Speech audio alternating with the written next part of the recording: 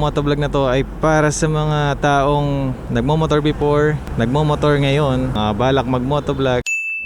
Goal ko ngayon, dahil mainit, tanghali at pagod tayo dahil sa trabaho, inisip ko yung dumaan ng Valenzuela, Malabon, May Kawayan, Marilao, Bukawi, Balagtas, all the way, lahat ng stress, usok, lubak. Parang gusto kong itry yung other way na medyo malayo ng onte pero for sure less yung sasakyan, no? And at least malalaman nyo dito sa vlog na to, pag umuwi ako from to Bulacan, na ang dinaanan ko ay Ubando, hindi MacArthur Highway.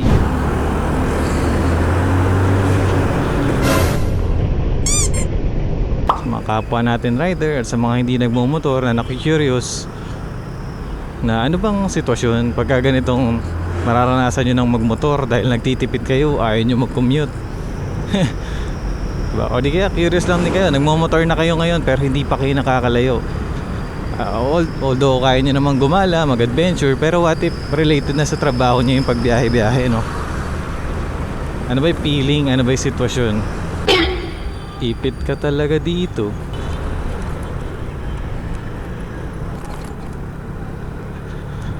Ayun, madadaan lang tayo saglit ng EDSA. Gasolina natin, abot yung Bulacan. Teka mo, tipirin natin yan.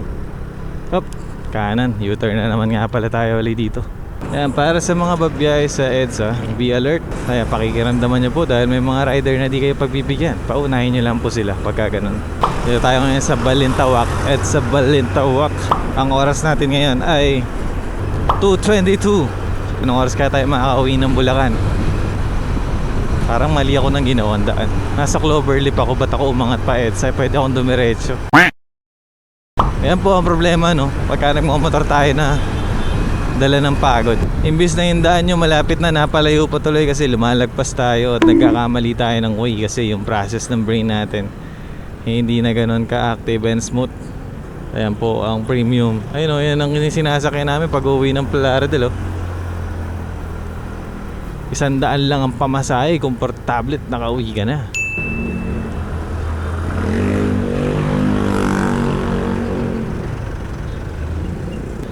So yan po ang reality ng isang motorcycle rider. Isang biyaherong motorcycle rider. Uy, kumakain pa kami ng usok, oh.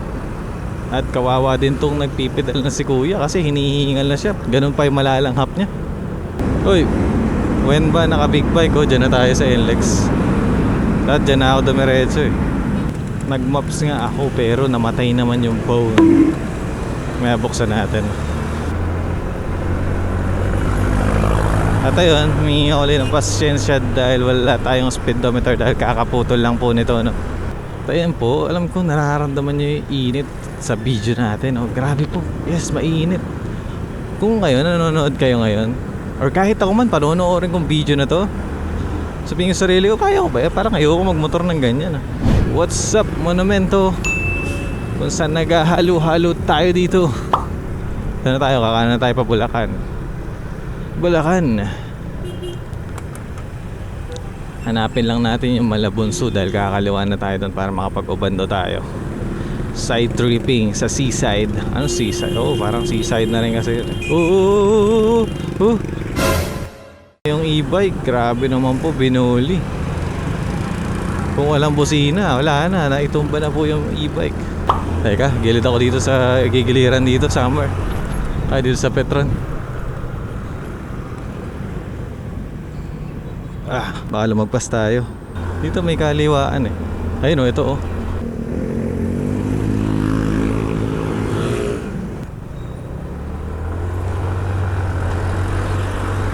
Ayun, first time lang po natin madaan dito. At para sa mga curious din dito sa daan na to, makikita nyo ano nga bang sitwasyon pagka dito kayo dumaan, no? Ayun po, oh, taas, oh. Ilang palapag yun, oh. 2, 3, 4, 5, 6. More than 6 floor, ano? Yung taas nung flyover. Kawawa yung mga nasa jeep, oh. Grabe, init niya, no? Bagal ng takbo ng jeep, tapos siksikan. Salute sa mga Pilipinong matatag pa rin nakakabiyahe sa mga ganyang oras. Alam ko yung iba dyan, no choice, no? At yung iba din dyan, sanay na. Iba't ibang uri ng taong sumasakay sa jeepney, pero pare-pareho ng experience. Init, pagod, antok, Ito maluwag-luwag kahit pa paano okay sumakay sa ganyan jeep. Pero pag siksikan na kayo, grabe po yung feeling niya, no. Ito yan, kumanan po tayo dito. Sana tama lang ating naging daan. Senyas ng malupit sa truck. Hindi na tayo abot.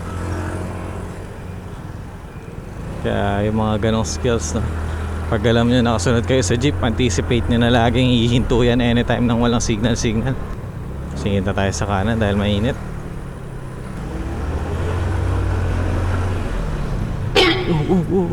Grabe, lakas nyo yung Honda Click. Kaya din natin yan kasi uminto na yung truck. Pero kumaanda rin din. Parang feeling ko na sa tabi na tayo. Oo, nakita ko sa maps. Nasa kaliwa lang natin ang karagatan. Eh si Kuya, oh. Hindi na siya makaupo ng maayos dahil sa dami ng parcel. Dinideliver niya, may box na, may ano pa, may mga sako-sako pang bagay. I think hindi ito recommendable na kalsada pag nagmamadali ka. Hindi ka pwedeng magmadali dito kasi may mga tumatawid dyan for sure. Unlike sa MacArthur, malapad-lapad ang kalsada, hindi pwedeng basta-basta tumawid. Mga pag mabilis ka, you know, ganun kakalupet. Ano ba, Ferrari? What's up? Pogi ah. Ferrari or Porsche. May helicopter po sa ibabaw natin, dalawa. Ayan po, makikita nyo po. Sobrang liit nga lang. Helicopter. Dalawa pa, no? Dalang ko na makakita ng helicopter. Unlike nung bata ako. Gogi, dumikit yung pantalon ko sa upuan. Sobrang init. Ganun na ba yun? Para pala natin piniprito yung itlog at hotdog natin eh.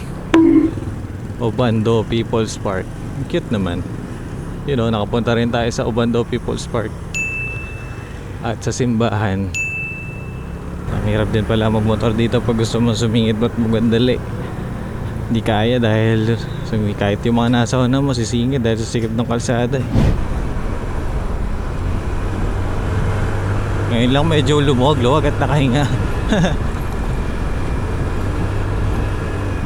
I-comment natin nga pala ulit ang ating camera na si DJI Osmo Action 4 dahil hindi nag-overheat. Huwag naman sana mabate, no? Pero hindi. Mas mainit pa yung naranasan niya dito before, pero ayun, matatag pa rin. At ito na po, officially Obando Road. Problema lang dito pag high tide, no? Di tayo makakadaan dito. Oh, ha? Uy! Nandun nga tayo sa supot. Pag sinabing Obando, ito yung naiisip kong daan eh. Hindi yung mga dinaanan natin kanina. Ayun o, dagat oh. Ayun o, bundok oh. Philippine Arena? What? Ano pala dito Philippine Arena? Parang may naririnig ako doon ng mga ano oh, mga makina ng something.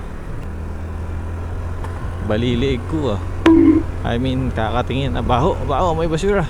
Nakadikit na naman po ang puwet ko sa upuan ni Mio dahil sa init. Leather at maong pantalon. Imagine, taas ng tulay na to. Paano pag Ay, grabe. Kasing level na nung kalsada yung tubig. Bug. Water break.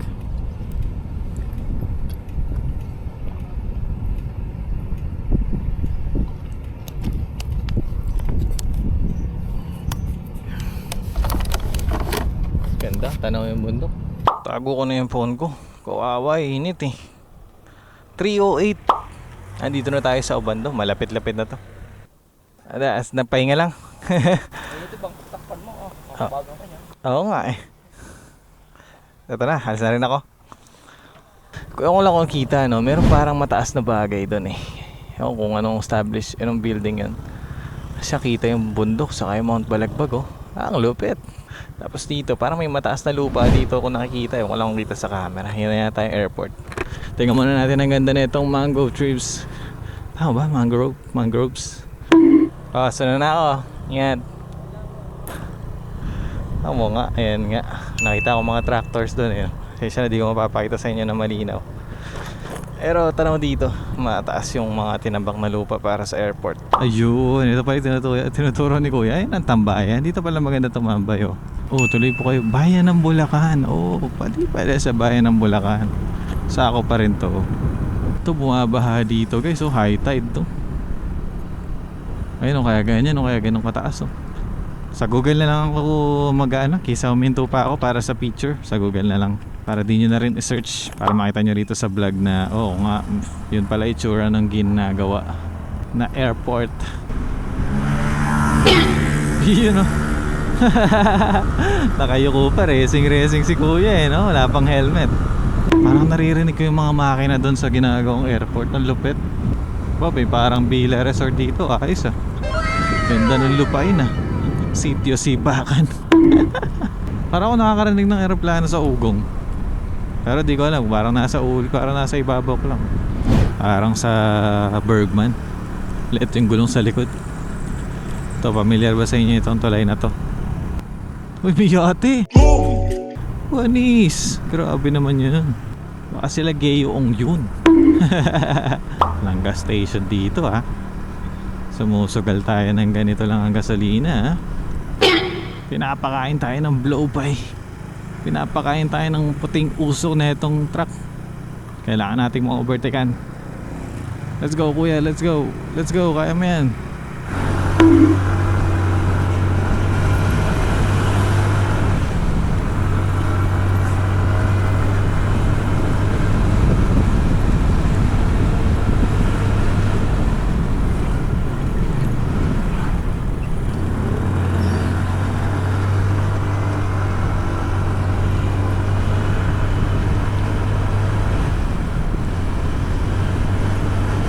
Bumibilis na po ang ating takbo. Naiinip na po tayo sa biyahe na to, panigurado.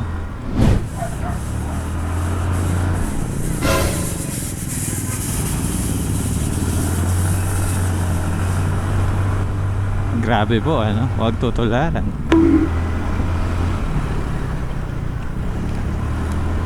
Maraming salamat. Bakit? Nasaan na ba tayo? Bagong Bayan.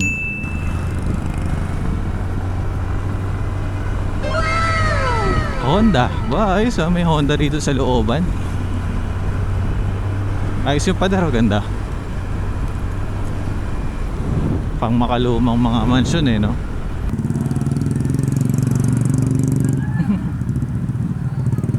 Di alam ni ate saan pupunta Nandito na po tayo sa Bulacan, bayan ng Bulacan.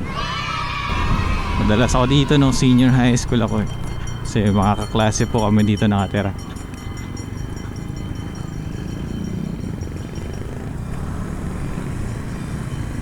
At ayan po, nagdagsaan na po ang mga e-bike, mga palong-palo. Ito ang kanilang plaza sa kaliwa, di ko lang mapapakita na maayos no? Ayan. At ito ang kanilang simbahang maganda. Ang ganda ng simbahan yung pagkakabato no? Parang sa Batangas. Shoutout dito sa mga taga Bulacan at sa mga taga Ubando kanina. Tuktukan, tamba, parang ganun. Parang sa Panginay yan, doon ang daan yan. Pero dito na tayo, ilabas natin Tabang Ilang-Ilang.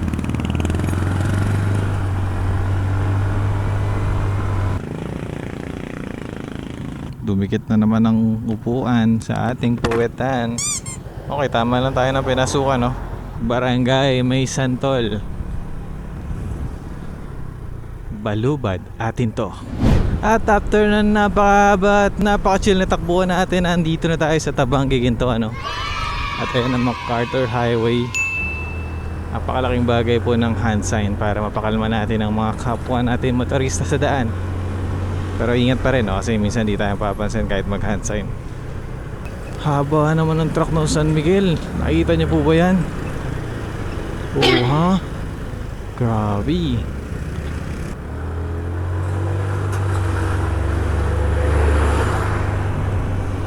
Dito na tayo sa Tabang. At dito na tayo pa Santa Rita. Teka, may nakita ko nakanguso. Makakalabas na to. Kaso may truck. Wait lang.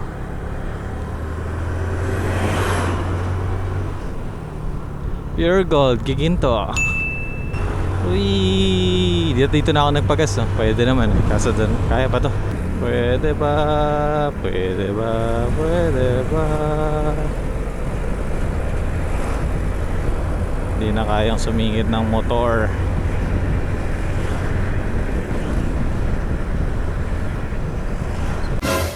Naramdaman ko na. Wala na tayo ng gasolina. Papagas na ako. Napakalungkot isipin. Galing ako sa gasolinahan. Tapos di ko na na-record. Dami ko pa naman sinabi. Ganda pa naman na naging biyahe ko from gasolinahan hanggang dito sa amin. Anyway, tapusin ko lang itong video na to para mag-outro. Shoutout Boss Dos J. Mag-outro lang ako dito. Hindi na-record yun nasa labas sayang naman. Muli, sana naramdaman nyo yung pagka-natural ng motovlog natin. Gagalingan ko sa editing para kahit na kung ano-ano yung mga pinagsasabi ko is na-enjoy nyo pa rin. Sa bawat motovlog na aking lalabas, mag-enjoy tayo at matuto tayo sa isa't isa. See you on the next vlog.